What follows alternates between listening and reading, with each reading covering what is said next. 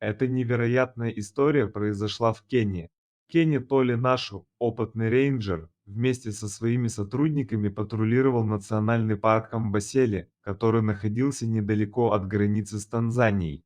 Их работа заключалась в первую очередь в наблюдении за популяцией слонов и защите стада от браконьеров. Стадо слонов насчитывало около 40 животных. Именно поэтому все были рады услышать новость о том, что одна из слоних самок по имени Перу беременна.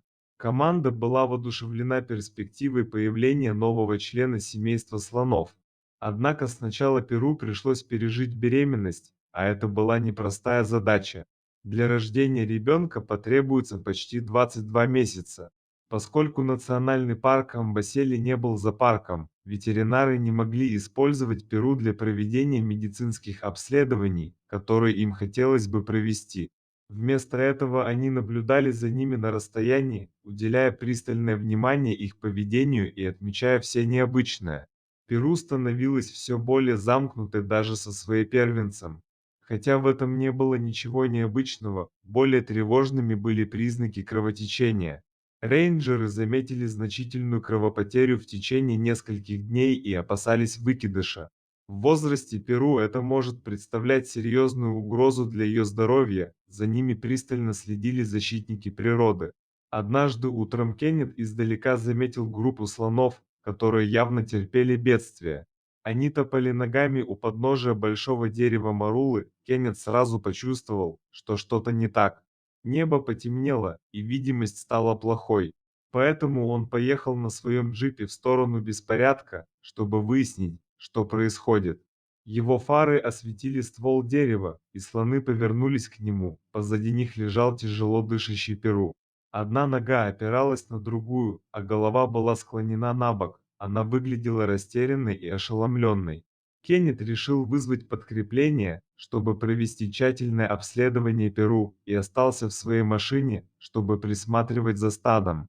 Если Перу будет ранен, существовала вероятность того, что другие слоны отреагируют агрессивно. Когда наконец прибыли ветеринары, было уже темно. Нежное жужжание комаров наполняло воздух, а территорию освещало море звезд, насколько хватало глаз. Перу изучали под этим одиноким деревом марулы. Молодой ветеринар гладил толстую, грубую кожу Перу, его рука была почти раздавлена гигантским телом слона. Он чувствовал ее сердцебиение, и казалось, что она дышит нормально. Остальная часть стада собралась вокруг них полукругом, с нетерпением ожидая, пока люди сделают свою работу.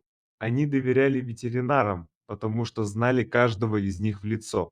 Однако, когда ветеринар начал брать кровь, нога Перу неудержимо дернулась. Была волна движения, и каждый слон толкался, чтобы лучше рассмотреть. Первенец Перу стоял перед толпой, не понимая, что происходит, все уже несколько часов знали, что что-то не так. Ветеринар медленно вернул образцы обратно в грузовик, чтобы проверить возможные дисбалансы и дефицит питательных веществ. Самое главное, им предстояло выяснить, есть ли у Перу болезнь и как ее организм справляется с беременностью.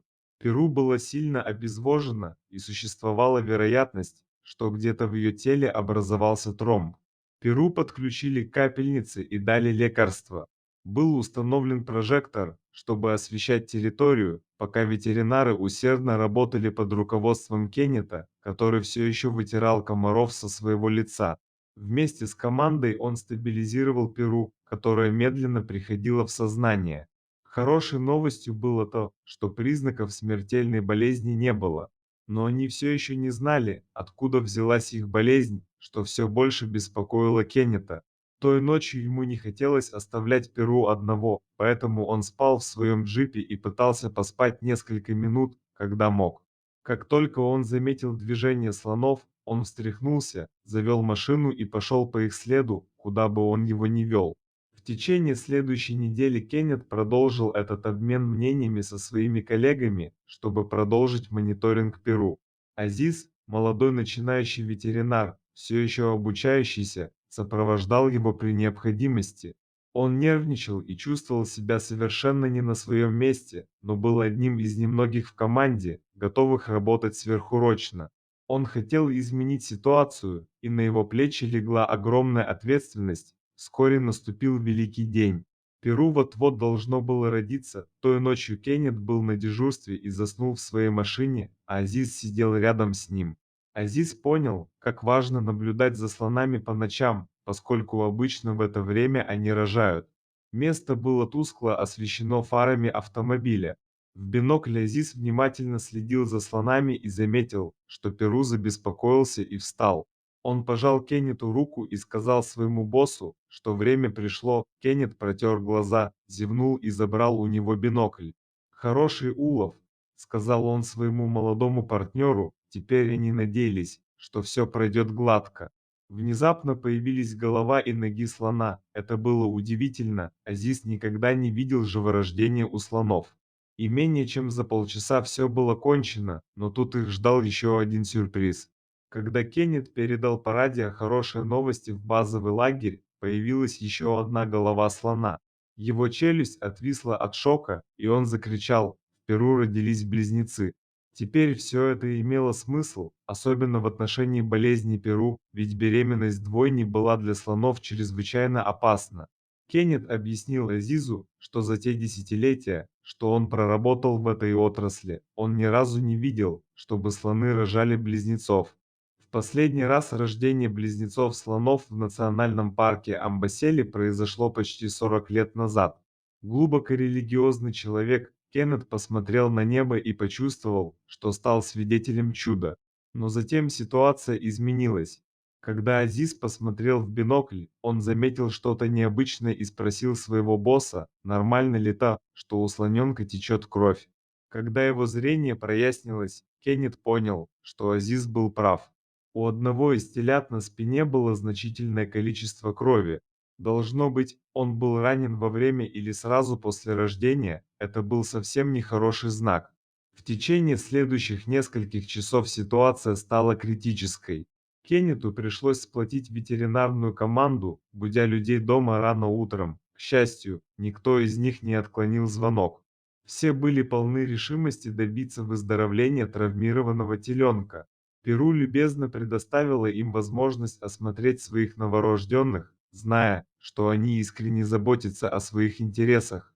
Никто из ветеринаров не смог объяснить причину раны.